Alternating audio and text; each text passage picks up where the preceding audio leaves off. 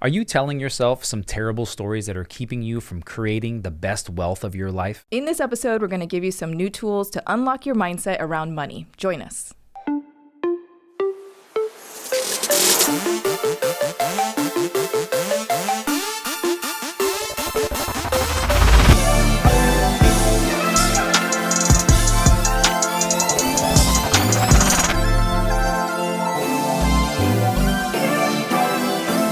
Welcome, everybody, to the Edgy Entrepreneur Podcast. We are your hosts. I'm Daniel Tribby. And I am Coach Oriana Guevara. Good to see everyone today. I wanted to have a two-session recording this time, and we wanted to, not me, and we're going to talk about money mindset and wealth management. Okay, so a lot of us have been told certain things about money, we feel certain ways about money, and we don't really understand why. And so we're going to start thinking about mindset around money. So a first episode, this recording is going to be around the mindset portion of, and then our second recording, which will come out in the following weeks, will be on what sort of tools or things can you do with your bank account. Yeah, some practical tips. Exactly, that can help you manage your money better. So let's dive into the mindset portion, Miss Coach Oriana. Yeah, so I want to make sure that we make the point, right, that if you don't have the right mindset around money, if you haven't upgraded your wealth consciousness, you could have all the strategies, you can have all the tactics, you can have you can have the greatest people advising you on what to do with your finances. You're not going to get the best outcomes and results that you could get until you upgrade your money mindset, which means the way that you think about money and what you believe about money and the value that you place on money. And I think a lot of those beliefs about money come from things that we've heard as kids or things that we witnessed from our parents when we were younger. You know, some common phrases that we can talk about that come to mind, you know, are things like money's the root of all evil. Doesn't grow on trees. Does not. I wish it did. We can't afford it. I wouldn't have to record this podcast if it did. Or we can't afford it's one. Filthy rich is another one that I hear a lot. Like, because I'm rich, I got to be dirty too. Like, what does that mean, right? Yeah. And there's several others. I'm sure a lot of you are thinking right now, things that you've heard as you were growing up around there. Any other ones that stand out in your head, things that you've been programmed to think that might be true? Yeah, I mean, for me personally, we had really humble, upbringing, and so there was a lot of can't afford it. And there's a lot of save, don't spend, right? And so it's kind of like this, put the money under the mattress, put it in a safe place, Right. like money is really hard to make. Money, like you have to work really hard to make it, and you have to sacrifice, like that sacrificial energy around money and income. Yeah, we needed to really spell that money is hard to make, right? It's hard to be broke too, right? Yes, it's hard to make money. Your heart. Right. And which one would you rather have? You want to work hard to make money, or you want to be broke and have a hard life? Like which one is it, right? Yeah. So in even things it's better to give than to receive is one that I always heard. Totally. I grew up with grandparents that were very much into their religion and into their church, which was great. It was great, great lessons to have learned at that time. But also, there's no talk about money. Like money is evil if you don't use it to tithe or to help grow the church and those kinds of things. And I think to myself, well, if money is evil, then why are we using it to grow a church? Right? It bought the Bibles, it paid for the church, it pays the pastor pretty handsome salary. So money can't be evil. Right. Or schools, right? Schools. Exactly. Water filtration systems in places where they need it, right? Anything that can be purchased with money. We know that money doesn't buy everything. It's probably what are the other messages that you've heard, right? Well, money doesn't buy happiness. Well, no shit. Sure as shit gets close. It doesn't buy happiness. It's going to buy me the boat that I want, and that makes me happy. Damn it. Or just like for me, my wealth consciousness has shifted significantly because I've had to do the work around it to shift it. But while I know obviously emotionally and intellectually that money doesn't buy happiness, I am clear on what money does provide to you is opportunities. Yes. Right? It expands the buffet spread of options and opportunities sitting in front of you at any given moment. And do you want to have more options in life? And would having more options in life bring you happiness? For me, yeah. Yeah. Absolutely. So it in and of itself isn't a source of happiness for me. but the options and the choices, right? The expanded opportunities that it provides. Can I find happiness in that? Yes, I can. Yeah, absolutely. And I think what happens is a lot of people come from, based upon those stories or those things that we see, maybe you saw your parents fight about money. Totally, and so now yeah. you don't, A lot of people have. It's hard for you to discuss money because you don't want to have fights about it, right? Or you heard some of the common phraseology that we just talked about, or maybe you even heard it's better to give than to receive, right? But here's the thing, like, you think about it this way. It feels really good to give somebody a gift, right? Like if I give you a gift of time or money, or you need a $20 to go do something, and I give that to you, it feels good for me, right?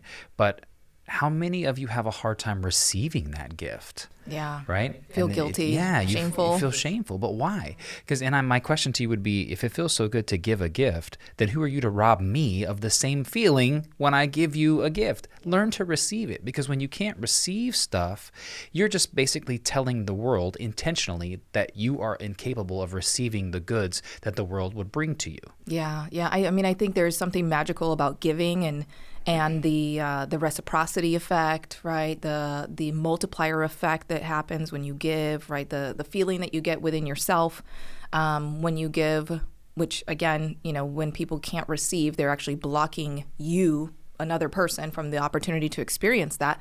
But when people can't receive, when we can't receive, because I've been on that side too, you actually block yourself from receiving blessings and abundance. I actually did a presentation about this back in December. I think in December, it's a time of year where everybody's thinking about giving.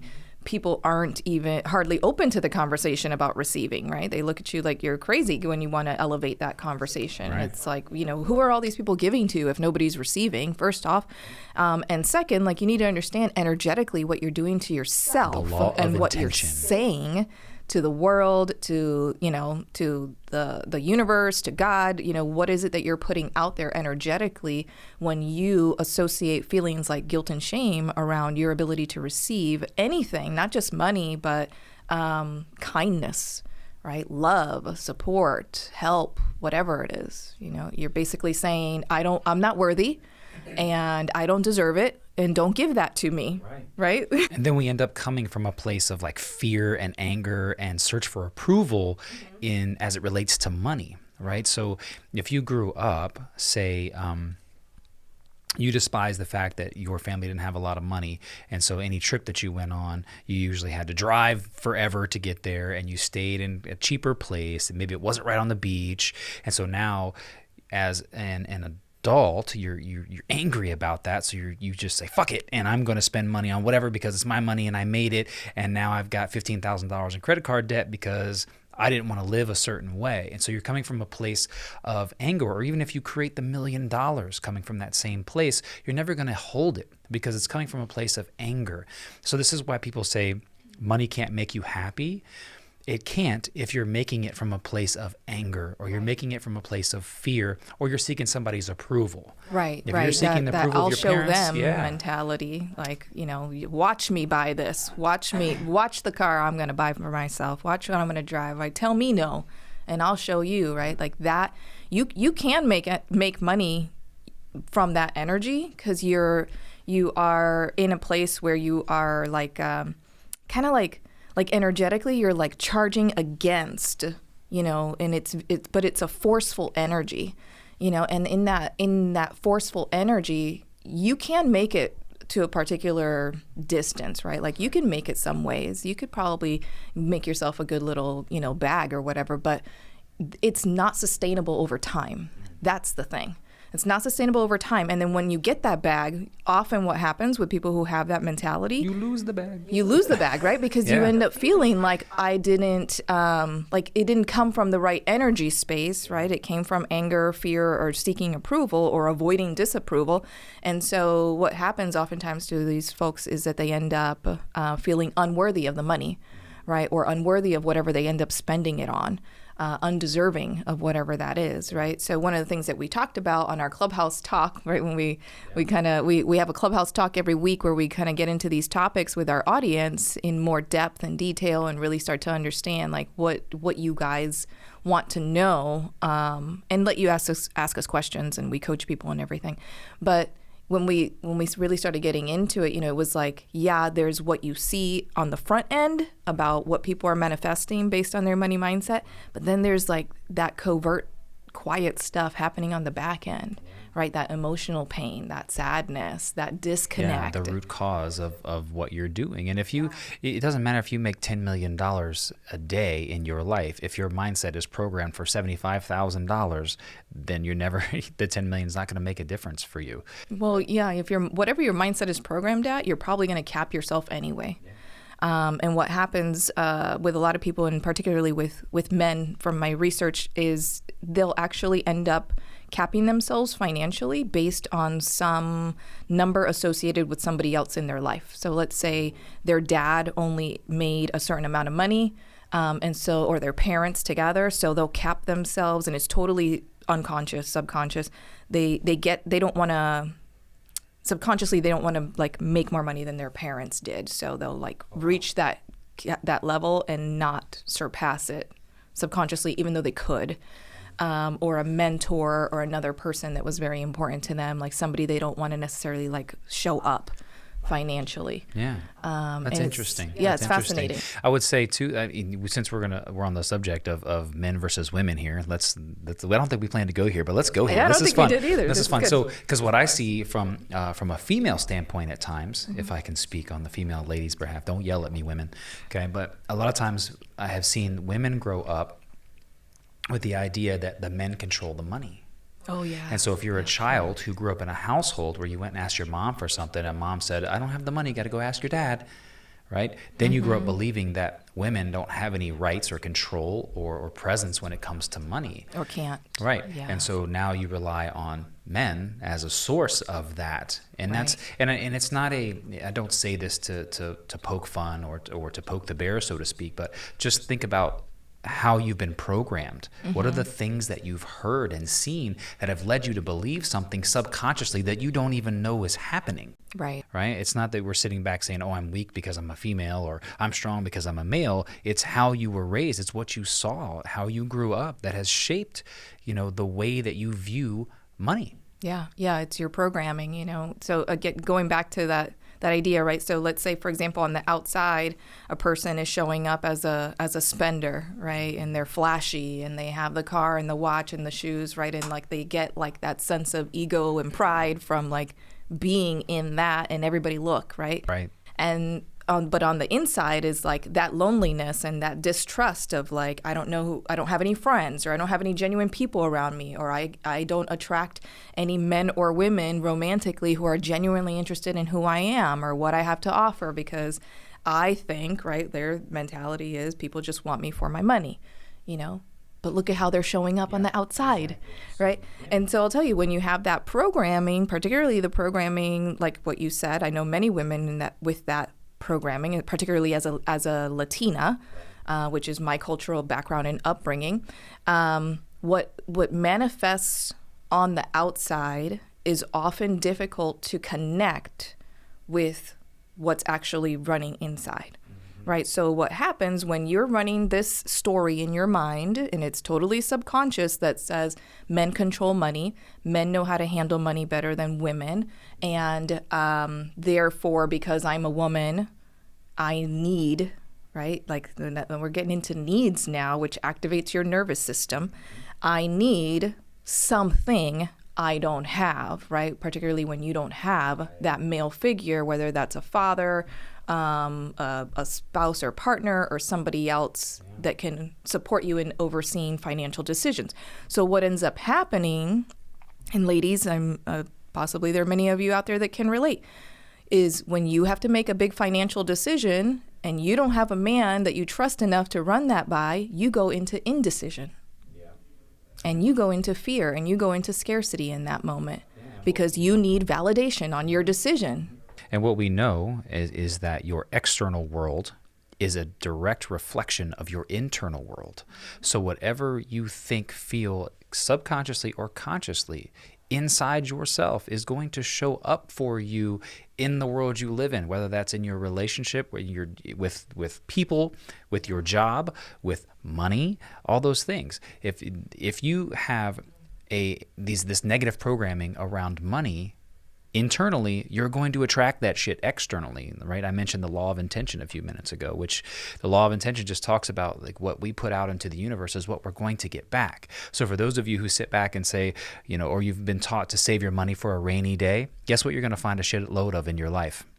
Rainy damn days, right? The car's going to break down. The hot water heater is going to break down. The kid's going to need something, an emergency hospital, something like it's all going to happen to you at one time, right? And that leads us into the thought process of, okay, what are the two different mindsets? How do you have a wealthy mindset versus what's a broken mindset? And when I say broke, I don't mean you ain't got no money. Broke, I mean like it don't work, okay? Yeah, regardless of how much you have. Yeah. Because if you're in a mindset where I don't have enough, in scarcity, it's likely that it doesn't even really matter how much money you're making. Like you could be making 50, or you could be making twice as much. You can be making 100. You can be making 3 times as much.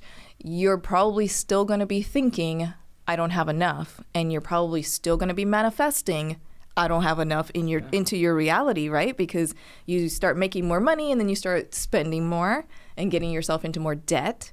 Right? And so you literally manifest not having enough, whether you're making 50K or 150K. Yeah, or you find those defensive mechanism things inside of you. Like I go shopping and there's a $400 jacket and I'm like, ooh, I don't have a jacket that color.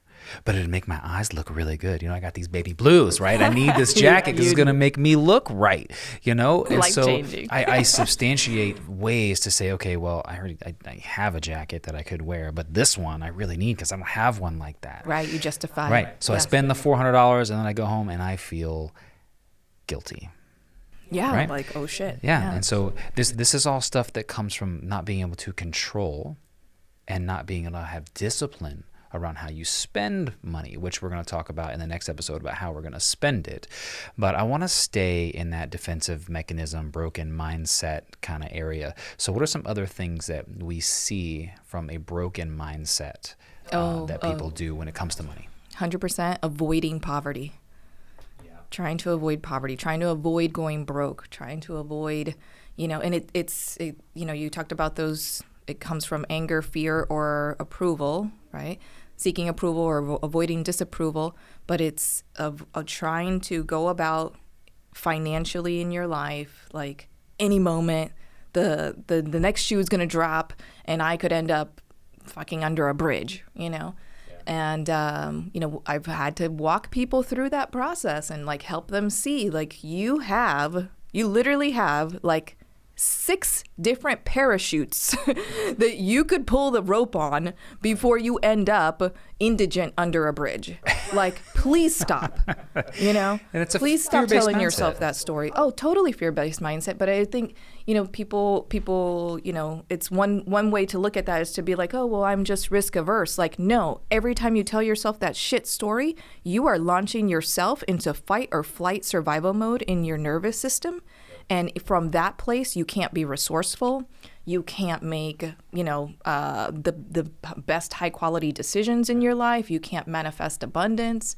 Like you're literally in terror, according to what your brain is perceiving about what you're living out. Yeah, and then people play the victim mindset as a part of that too, right? Well, if something bad's gonna happen, it's gonna happen to me. I got to be prepared for it, Or even yesterday, like I had a day yesterday. You and I talked about this, and I victim mindseted myself into having a shit day because it started off bad, and then I was like, oh, here we go. And I had another thing go wrong and another thing go wrong. And I'm like, son of a bitch. Like if you put that energy out there, it's going to continue to come back to you. And that broken mindset is very much that victim mentality. If I do this, then something bad's going to happen. If I let my money go, then I'm not going to have it. Something bad is going to happen. But what you're doing is you're creating an intention to where now you don't take any risk. And when you don't take any risk, that's the biggest risk of all. Yeah, the opportunity costs. Rich people take very calculated risks, educated risks. They put their money in places that they've studied. Let's say, for instance, you have this passion that you want to open a bakery, right? And you have 0 bakery experience. It would be hella risky to say, I'm going to put all my eggs in one basket and open a damn bakery. But what a smart, wealth-minded person will do is say, I'm going to go get a job at a bakery and learn everything that I need to learn about that, how it works, what the money situation's like, how do I expand it, how do I grow it, learn all those things, and then decide, okay, now I have the knowledge that I need, I'm going to go open it, right? Or even just like, I'm going to find the best damn baker in this city and invest in that person. Yes. Right? But this is, again, we're talking about wealthy mindset versus broke mindset. I just can't do it. It's not meant to be. It's not meant for me. Oh man, that not meant to be story, it's taken so many dreams to the grave. It's sad. Yeah. So when we think about those mindsets, right? Like another one is like, I'll contribute when I'm making Oy. a certain amount. Okay. Right? Like I'll do this when. I'll be happy when. That's one that's common. But I think one that people don't see often is like, what are those things that you're holding off on doing that one, like, you would bring you a lot of joy, would bring you value, would support you in your self-care or just in like further enjoyment of your life experience. And you're like, I'll do that when I'm making a certain amount. What is it? A gym membership? Is it a personal trainer? Is it getting massages? Is it going on a vacation with your family? Like, what the hell are you holding off on living your life until you get a certain amount of money? Yeah, and you have to flip that. You have to flip that mindset. So here it is. You cannot say, when I have this much money, then I will become this. It does not work like that. It is, you have to become this person, then you will have then you will attract these things. Yeah. That is how it works. So the people, and even I see this, I have some friends that are wealth advisors, and they say to I try to introduce them to new clients, and these are friends of mine, and they say, oh, well, I don't have enough money to put in assets yet. When I get enough money, then I'll do it. I'm like, no, dumbass. You talk to the wealth advisor to learn what you need to do to then create the money that they can then invest and help create wealth for you. That's how it works. But people are stuck in this, when I have, I'll feel certain way. And then you get to that point and something's lackluster. You don't feel that great. Right? So you have to decide, again, we've talked about this multiple times, who is it that I need to become so that I can have? Oh, absolutely. Right? Yeah. Another one is, I'll open my business when I have saved, right? Or I'll invest is another one, or I'll buy a house or some other type of wealth building tool, right? Like I'll get into that wealth building strategy tool, do that thing after I've saved this much money. And it's like, if you're, I'm not saying like you don't need to have some money in the bank before you do certain things and make certain major life, like financial decisions in life, right? Like buy a house or open a business or quit your job, right? Like I'll be the first one to say you need an exit plan from your existing, career path. And you need to have a certain amount of money in the bank so you don't get yourself into financial scarcity mentally, which is a shit place to be when you're trying to build or rebuild a business, right? So that's not what I'm saying. But if you're holding out on your dream until you've saved up a certain amount of money that you think that you need, and you haven't even consulted with a professional to say, how many people I've talked to, they're like, yeah, when I've saved up this much money, I want to buy a house. And I'm like, you only need like 1/3 of that much money to buy a house and get you and your family into a house. Like, what are you doing? The riskiest game you'll ever play is the one you never step into. Right. Right. Yeah. So Wayne Gretzky never always ask said, questions about. Wayne Gretzky said, well, you miss 100% of the shots you never take. Right. And that's true. But again, calculated risk when it comes to that point. Right. And you guys have heard me say there's 168 hours in the week. If you spend 40 to 50 of them working at your job, and then say 8 hours a night sleeping, hopefully you're spending at least 30 minutes to an hour a day working on yourself mentally, physically, that still leaves you like 50 to 60 hours in the week. What are you doing with it? What are you doing with it? Are you Netflix and chilling? Like, what are you doing with that time? Yeah. Right? And so wealthy people, let's talk about this wealthy mindset. I firmly believe that wealth is not just financial, and I think you do as well. 100%. Wealth is a combination of financial health, emotional health, spiritual health, mental health, and physical health. Thank you. 100%. So, I can attest to that. All 5 of those, right? And you have to have those to be a wealthy individual. Yeah. Wealthy people believe life happens for them, not to them, right? And so financial health is just one side of it. But like we talked about earlier, it doesn't matter how much money I have if I have a victim mindset or if I come from a place of anger, fear, and seeking approval.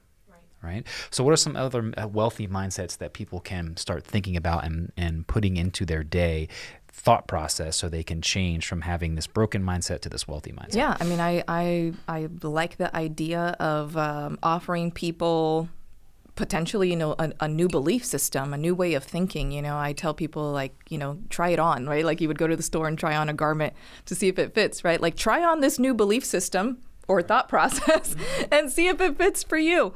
One that I believe in, that one of my own coaches taught it to me, and it resonated with me, is money is not a tool to create security or certainty.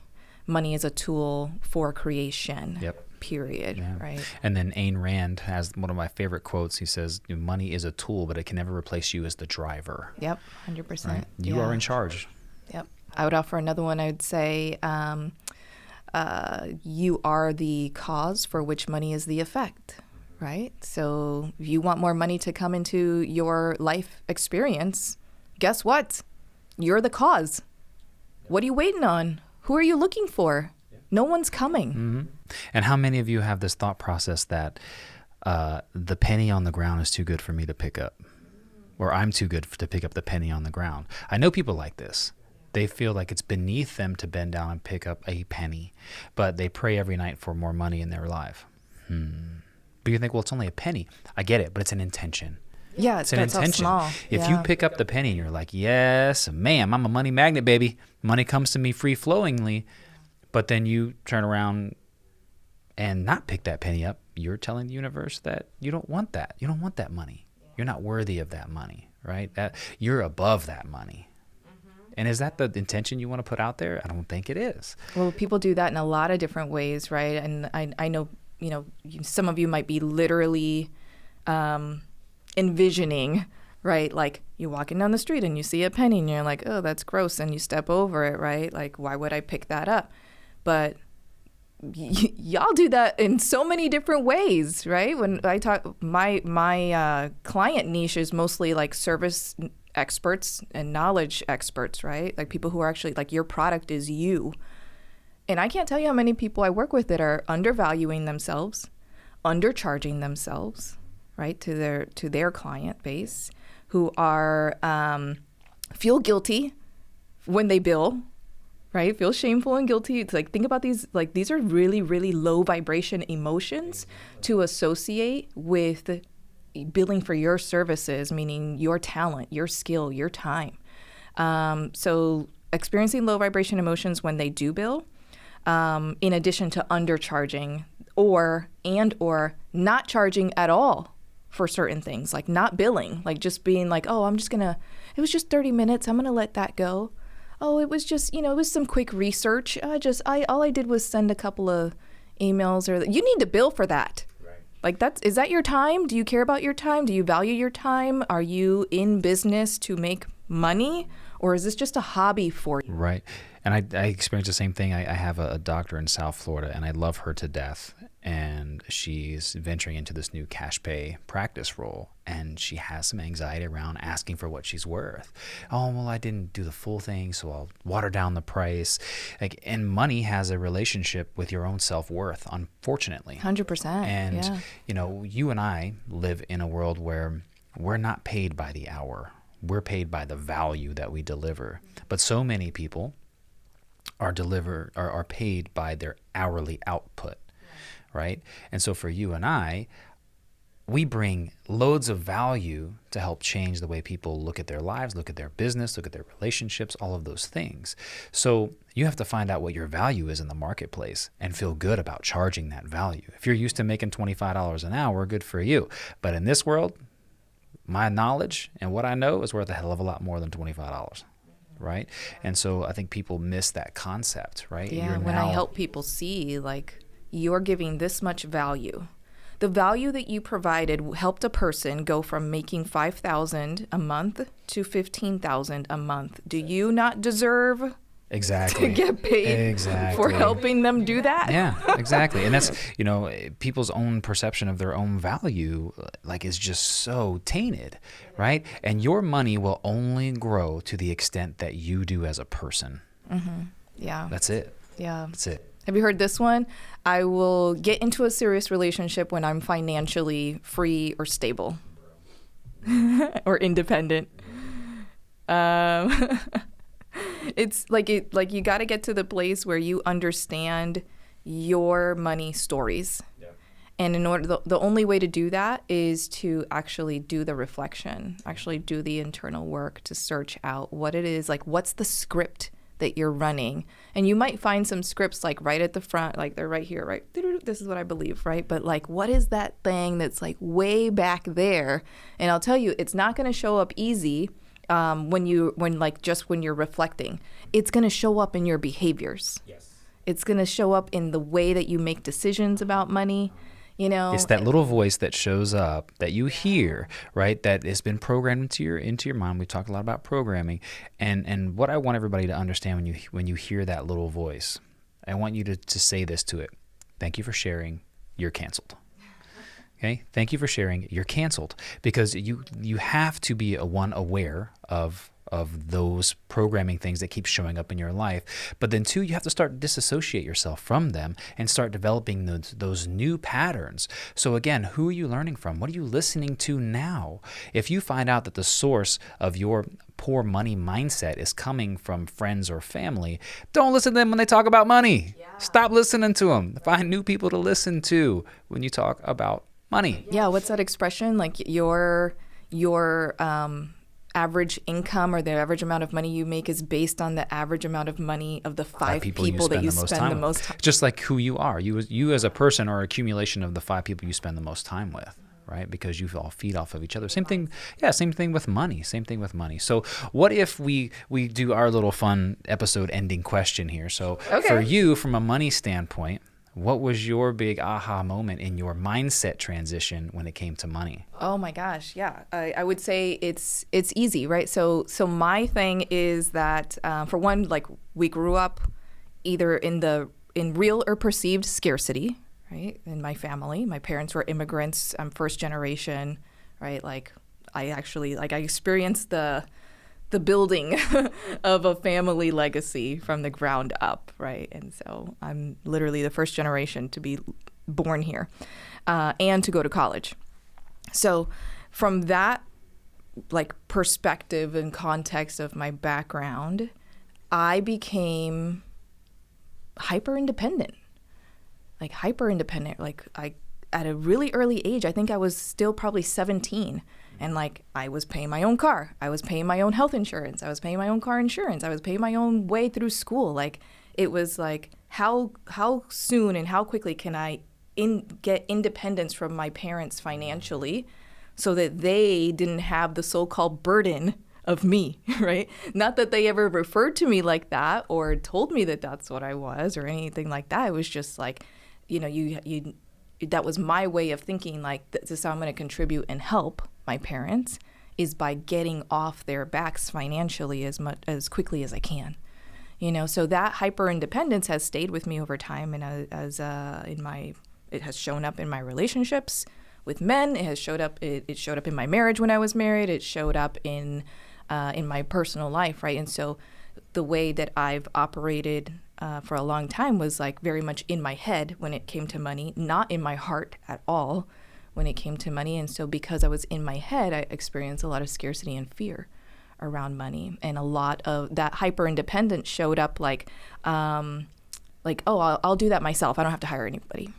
I'll do it myself, right? And so it just like taking on an incredible amount of like workload, responsibilities, with the perception that I can save money because I can just do it myself, right? And then getting myself into the weeds of a big ass project and realizing I need to let some money go because I need some help. I cannot do this myself, right? Or I don't want to do this myself. Exactly. Right? Yeah. And so having to move myself out of that space where like my default is like, I got it, I'll do it myself.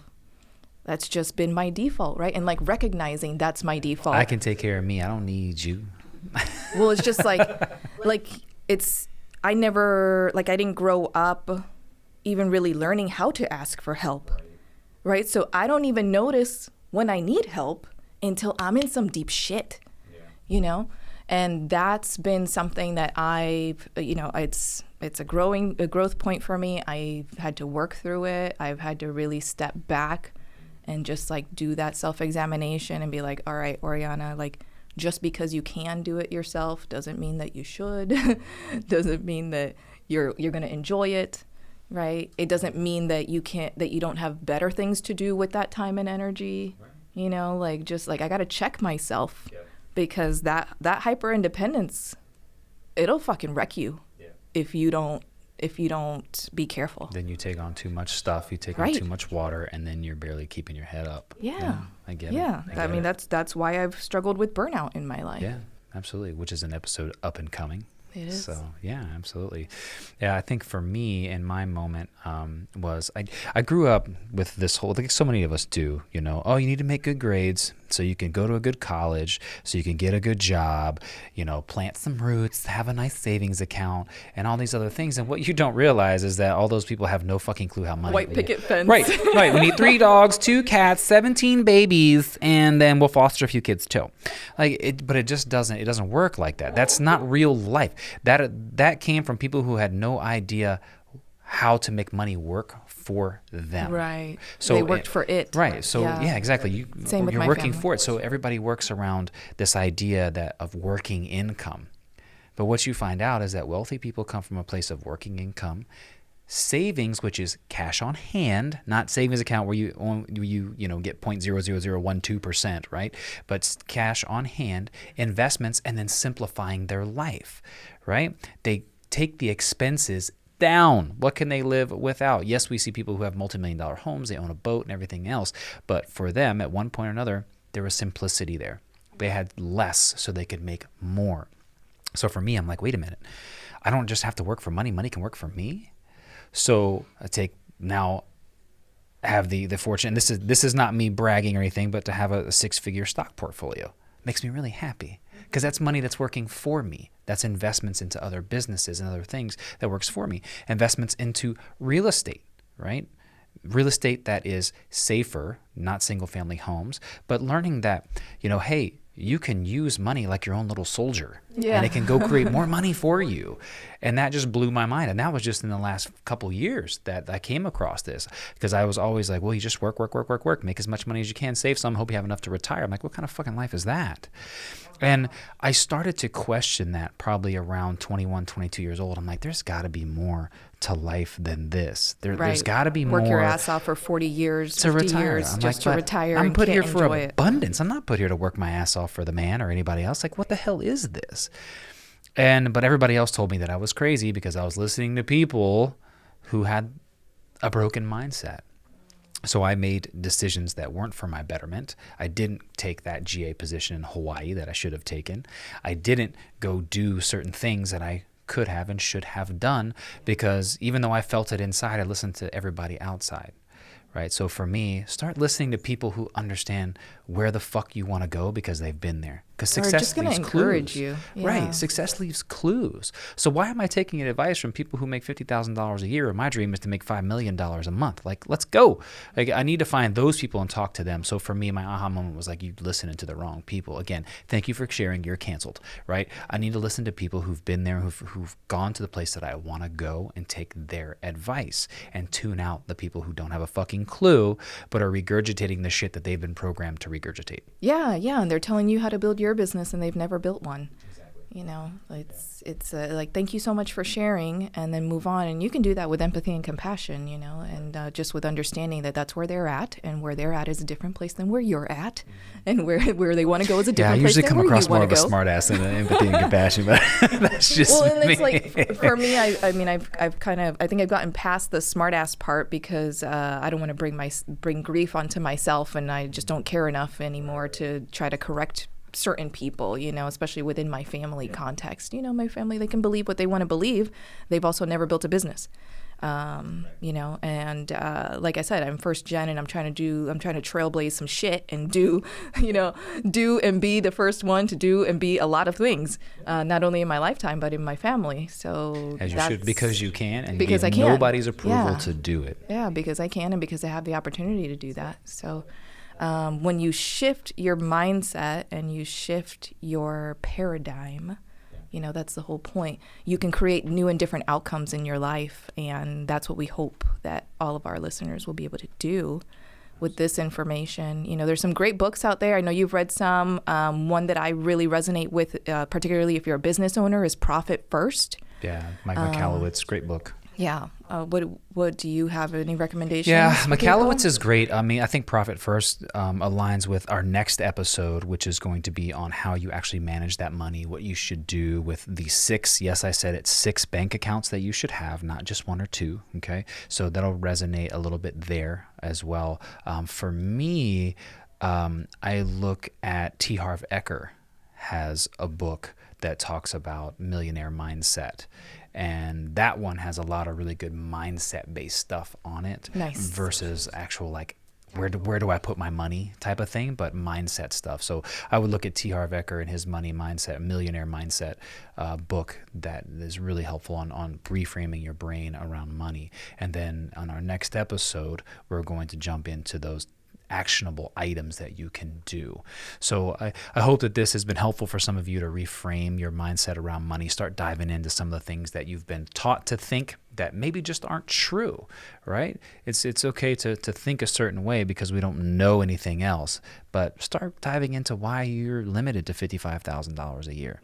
Or why, even if you're making $1 million a year, why aren't you making $10 million a year if you're a business owner? What are the traps that you're falling into, and start getting aware and start making moves to change those things. Absolutely, yeah. Think about your money past, money present, and money future, and just journal on that, and try to uncover what's in there, what kind of scripts are running in your mind. And then we hope that as you kind of come to some revelations and some new insights, join us on Clubhouse to talk about it. But also listen to our next podcast episode, because we'll give you some strategies and tactics that you can use, whether you're single or coupled, that can support you in your wealth management, right? Because one of them is your wealth mindset and consciousness. Your wealth management is another thing, right? You need some good strategies, tactics, and support. We are not financial professionals, but we have been through some stuff. Disclaimer. So I'm not going to tell you where to put your money or what to invest in, but I will tell you how to balance the money coming in and balance the money coming out. So we'll share some resources and support for you.